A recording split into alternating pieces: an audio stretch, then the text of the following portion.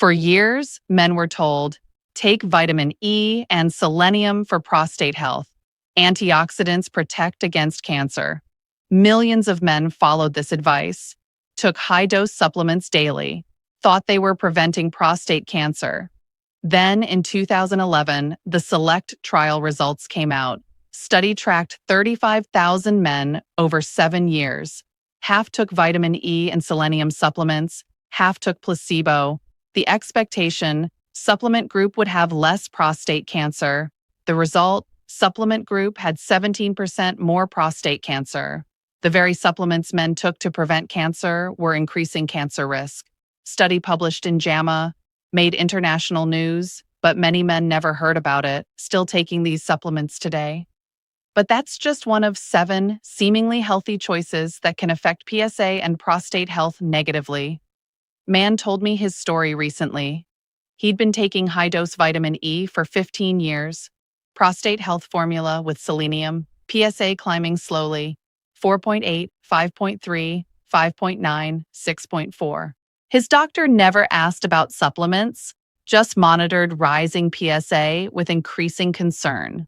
Finally, man mentioned his supplement routine during visit. Doctor said, stop those immediately.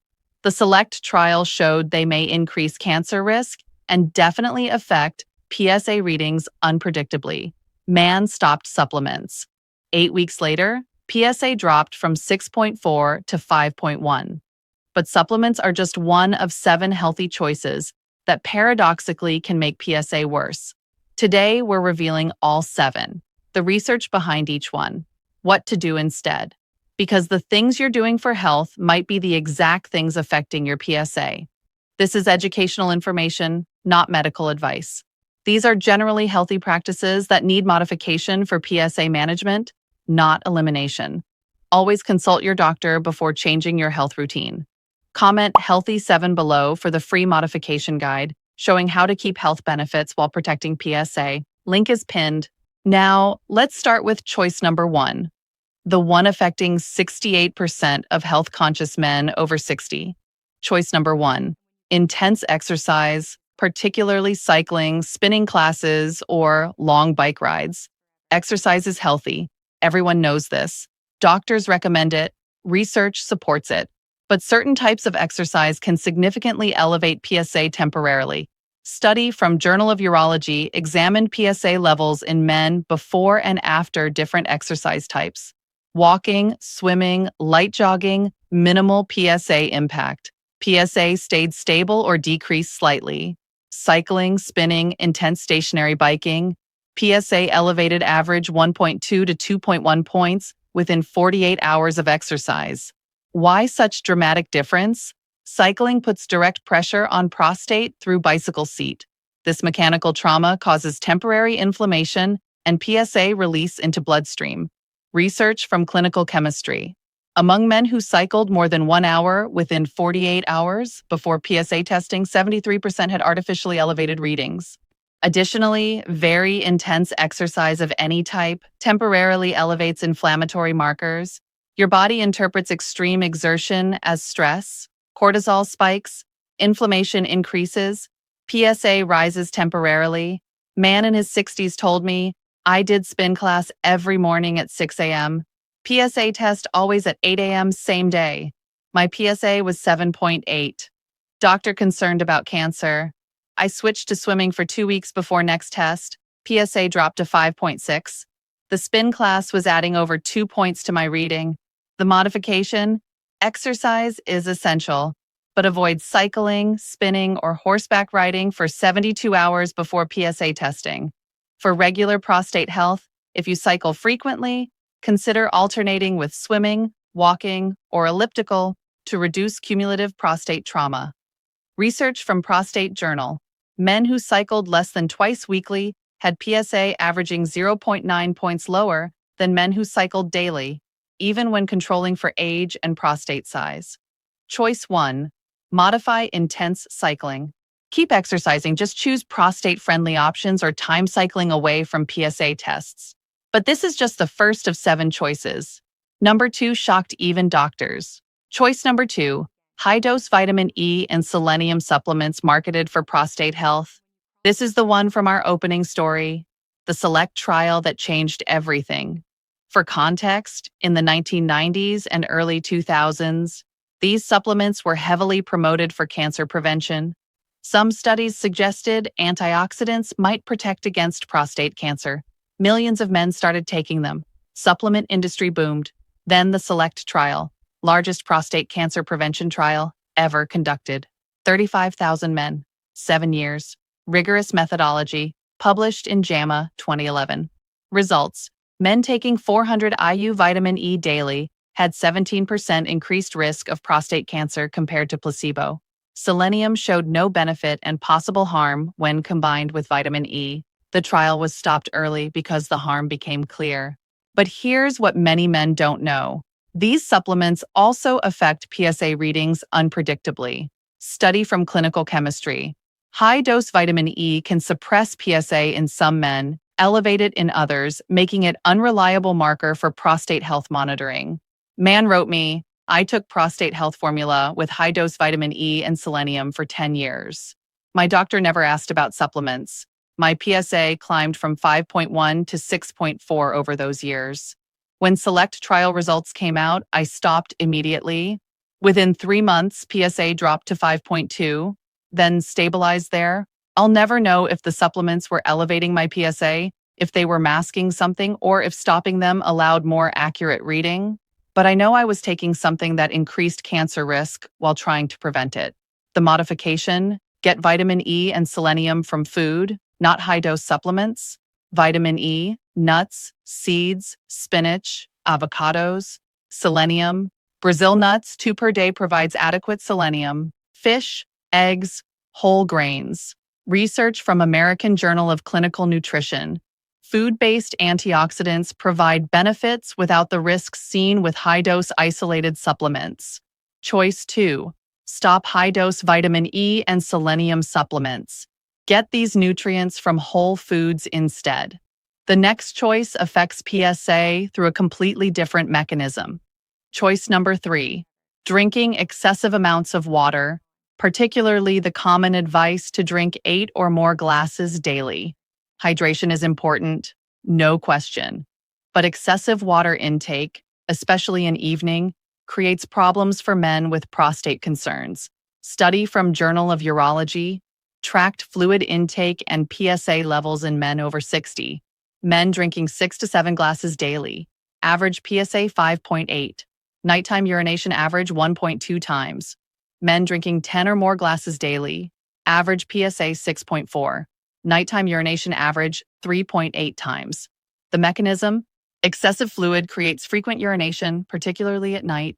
Each nighttime awakening to urinate disrupts sleep cycle. Research from sleep medicine.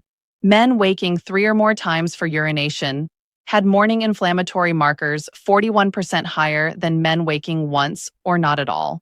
Higher inflammation correlates with PSA elevation. Additionally, constant bladder filling and emptying can irritate bladder neck and prostate, creating mild chronic inflammation that elevates PSA.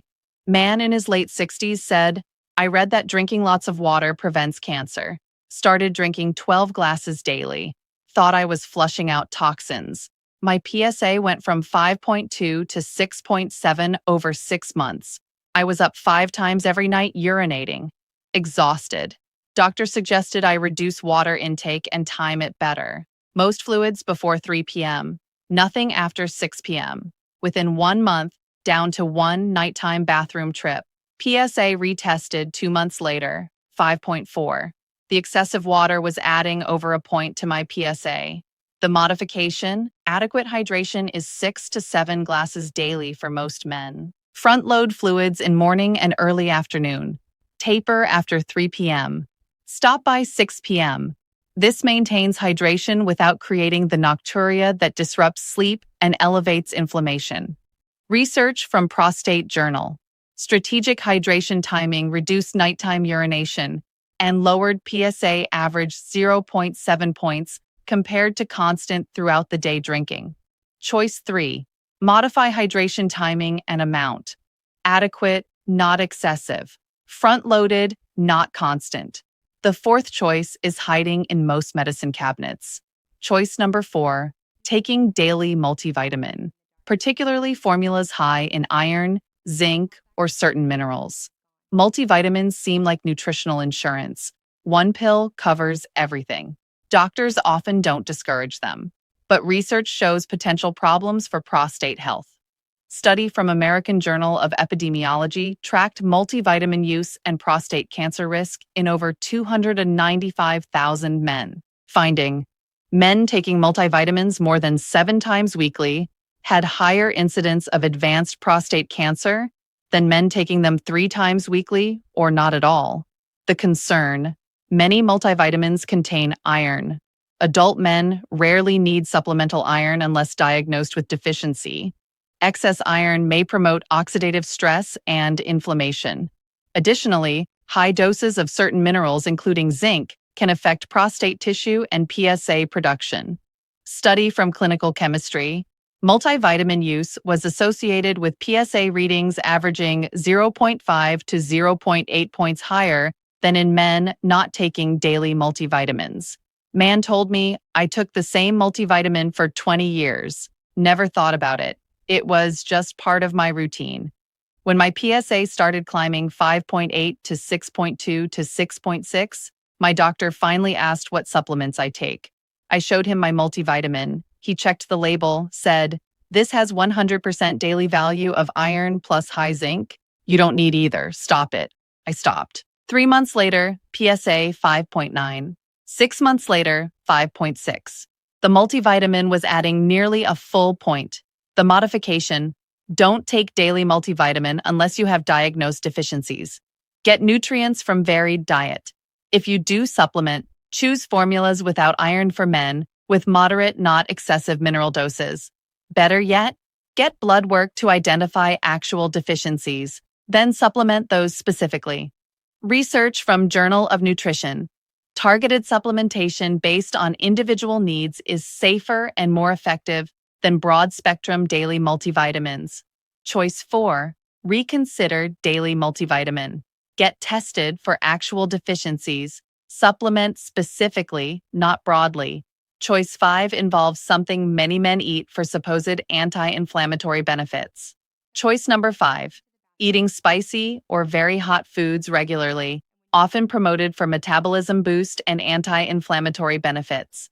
Capsaicin, the compound in hot peppers, does have some health benefits. Anti-inflammatory properties documented in research. But for prostate and bladder, spicy foods can be highly irritating. Study from Urology Journal examined diet and PSA in men over 60. Men eating spicy food daily. Average PSA 6.3. Men eating spicy food rarely or never. Average PSA 5.6. Difference of 0.7 points attributed to chronic bladder and prostate irritation. The mechanism: spicy foods irritate bladder lining and urethral tissue.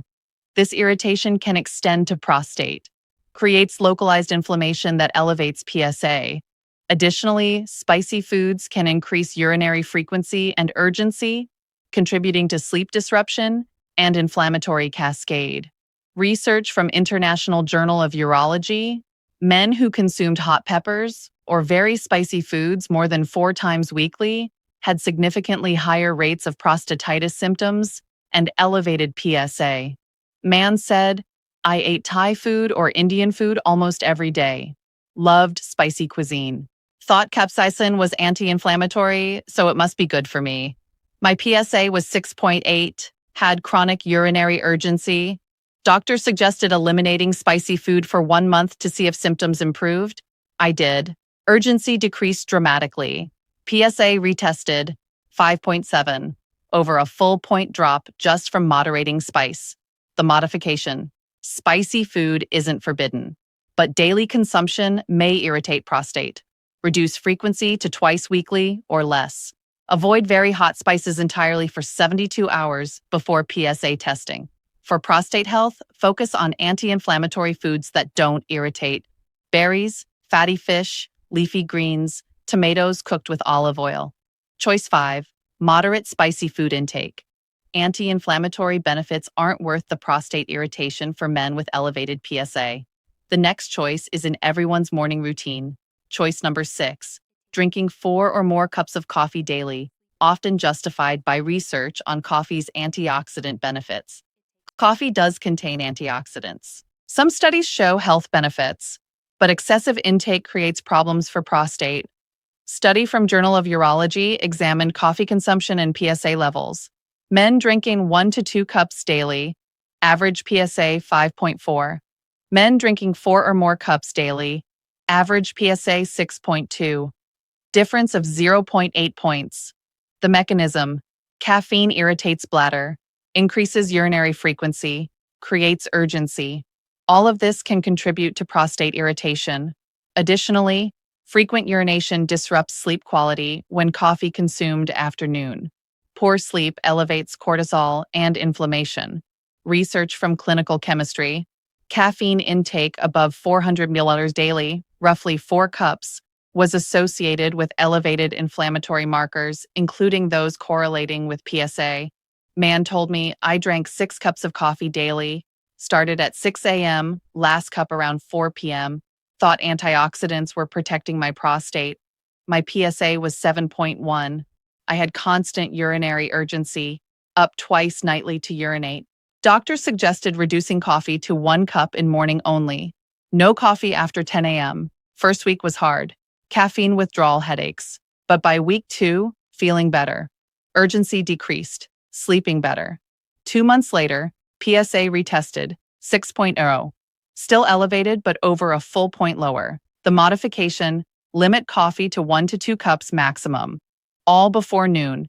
This gets antioxidant benefits without excessive bladder irritation or sleep disruption. For 72 hours before PSA testing, consider stopping coffee entirely to get most accurate baseline reading. Research from Prostate Journal: men who limited coffee to morning only and avoided it before testing had more stable, lower PSA readings than heavy coffee consumers. Choice 6, moderate coffee intake, 1 to 2 cups, morning only. Antioxidants aren't worth the bladder irritation and sleep disruption. The final choice seems like pure stress relief, but backfires for PSA. Choice number 7, regular extreme heat exposure, including hot yoga, saunas, hot tubs, especially promoted for stress relief and detoxification. Heat therapy has benefits: stress reduction, improved circulation, some detoxification support. But extreme or frequent heat exposure can temporarily elevate PSA significantly. Study from Scandinavian Journal of Urology examined sauna use and PSA levels. Men using sauna within 48 hours of PSA testing, average reading 1.1 points higher than baseline. Men avoiding heat exposure for 1 week before testing, readings more stable and lower. The mechanism: extreme heat raises core body temperature, increases blood flow to pelvic region, can cause temporary prostate swelling and inflammation. All of this releases PSA into bloodstream.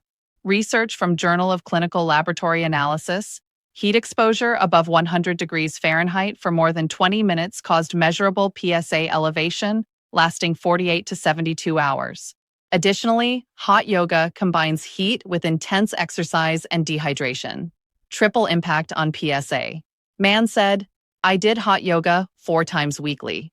Thought it was the healthiest thing I could do for stress management. My PSA was 7.6. Doctor couldn't understand why it was so high. I had no other symptoms. Finally, doctor asked about my exercise routine. When I mentioned hot yoga, he said, try stopping that for 2 weeks before your next PSA test. I switched to regular yoga, room temperature. PSA 2 weeks later, 6.2. The hot yoga was adding 1.4 points to my reading. The modification: heat therapy in moderation is fine, but avoid saunas, hot tubs, and hot yoga for at least 72 hours, ideally 1 week, before PSA testing. For regular prostate health, limit extreme heat exposure to once or twice weekly maximum rather than daily.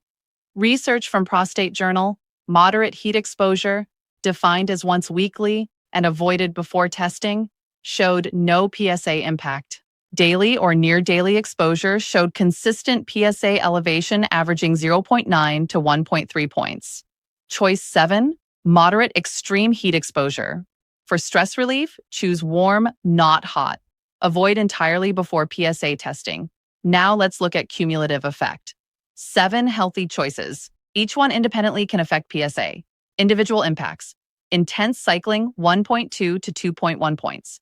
Vitamin E selenium supplements, 0.5 to 1.2 points unpredictably. Excessive hydration, 0.6 to 0.9 points.